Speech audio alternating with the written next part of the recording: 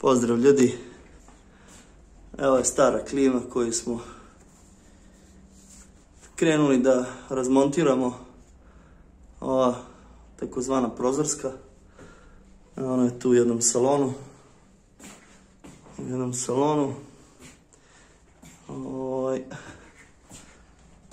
sad mi to već otprilike na pola izvadili, tako. I sada ćemo da ugradimo ovu. Isto je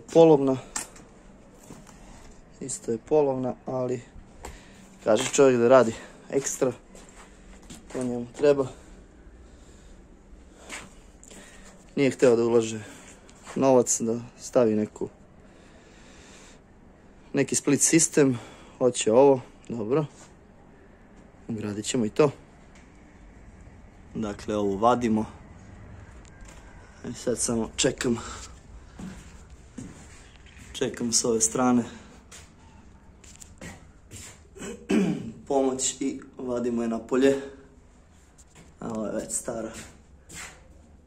već stara koja nema ni holendere za dopunu freona, za proveru manometrima i tako. Moralo bi sve da se seče, ponovo puni i tako dalje. To je malo jači servis, a ova klima to ne zaslužuje, već je odradila svoje godinama.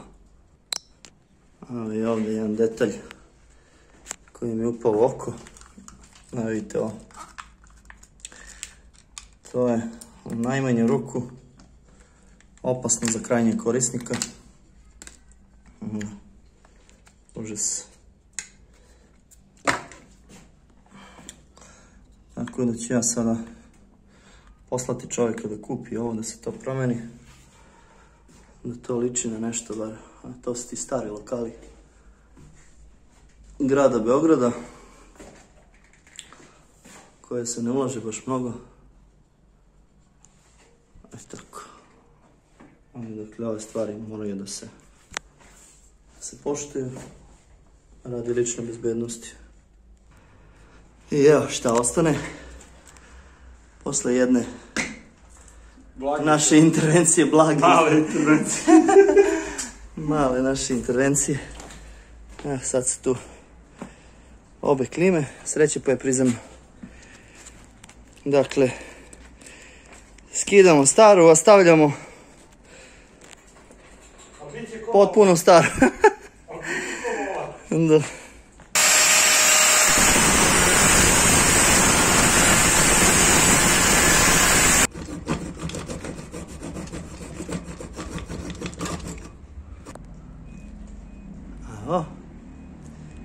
Uspjeli smo da je malo proširimo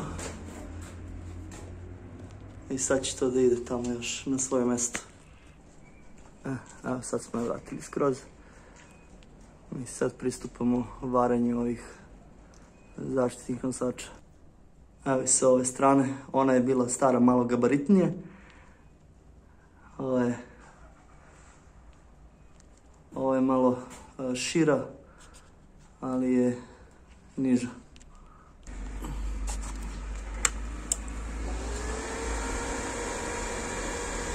Mi ćemo to da zavarimo.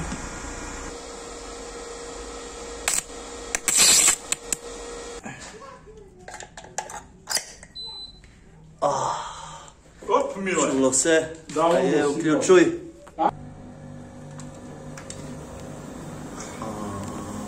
Idemo. Smanji to, brate, koji ti to možeš, šta ti?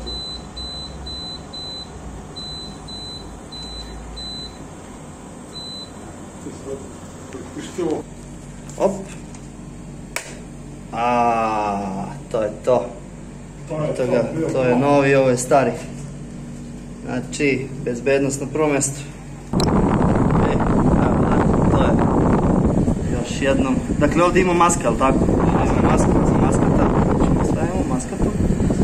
Dobro. To je bilo ugradnje. Prozorsko klima uređaja. Pozdrav svima.